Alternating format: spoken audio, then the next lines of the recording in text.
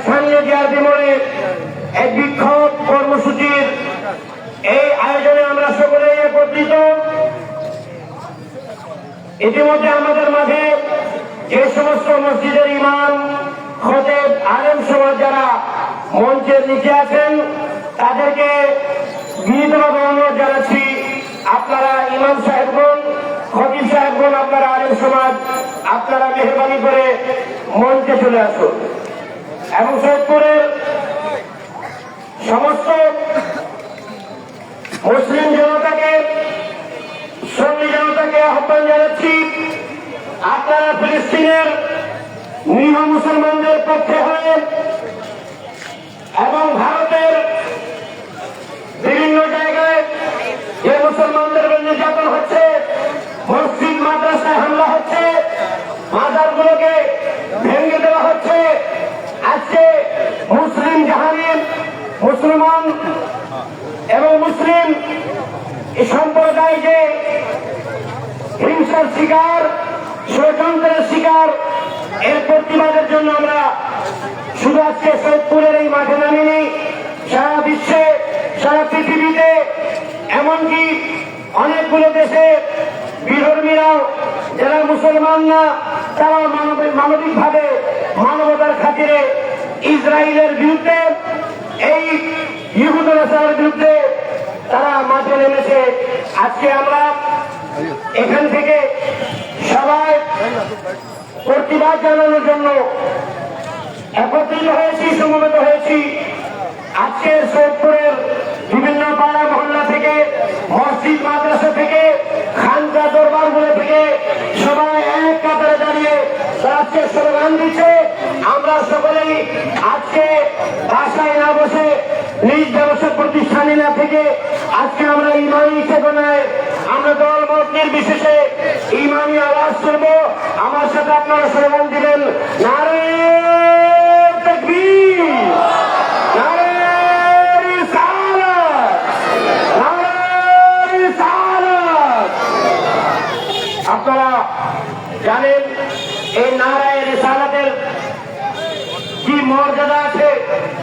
হাদিস শরীফ খুলে দেখবেন, সাহাবায়ে কেরামগণ যুদ্ধের মাঠে, জিহাদের মাঠে যখন কিছু মর্মাহত হয়ে যেতেন, দুর্বলতা যখন মনের অনুভব করতেন, এই ইয়া রাসূলুল্লাহ স্লোগান যখন তারা দিতেন, এই ইয়া রাসূলুল্লাহ স্লোগানের মাধ্যমে এমন শক্তি আল্লাহ রাব্বুল আলামিন সেই মুসলমানদেরকে দিয়েছিলেন। এই ইয়া রাসূলুল্লাহ স্লোগান দিয়ে তারা বিজয় হয়েছিলেন। এই জন্য আজকে আমরা এই স্লোগানকে ভুলে যাব না। এই স্লোগানকে মনে প্রাণে রেখে আমরা বিশ্বের মুসলিমকে একত্রিত করার আমরা প্রচেষ্টা করব। ফিলিস্তিনের পক্ষে, ভারতের মুসলমানদের পক্ষে আজকে আমরা আবার মাঠে নেমেছি। আমাকে 2-4টি লাইন পড়ার জন্য বলা হয়েছে। আমি ফিলিস্তিন মুসলমানদের পক্ষে হয়ে আমি আমার কথা শেষ করব। উঠো আহলে ঈমান, হোশ মে आओ संभल जाओ, कहे खंजर करो सजदा, सदाकत पर चल जाओ। जोरे बोलेন না সুবহানাল্লাহ। আমরা প্রস্তুত আছি তো ইনশাআল্লাহ।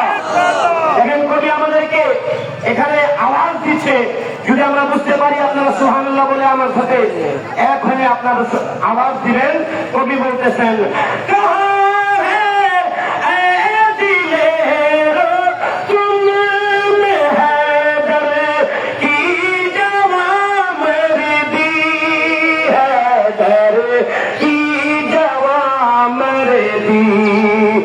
शुजाअत के लिए सर से कफन बांधो, निकल जाओ, शहादत शुजाअत के लिए सर से कफन बांधो, निकल जाओ। अरे दुनिया के मुसलमानों, याद रखो हम करबला वालों के मिजाज के मुसलमान है। कह दो ना सुभान अल्लाह। আমরা হুসাইনি মুসলমান কিনা? এটা বারবার আমাদেরকে তাকিদ দেওয়া হচ্ছে। কবি বলতেছেন কে জমানা ইয়াদ है तुमको हुसैन इब्ने अली का तो जमाना याद है।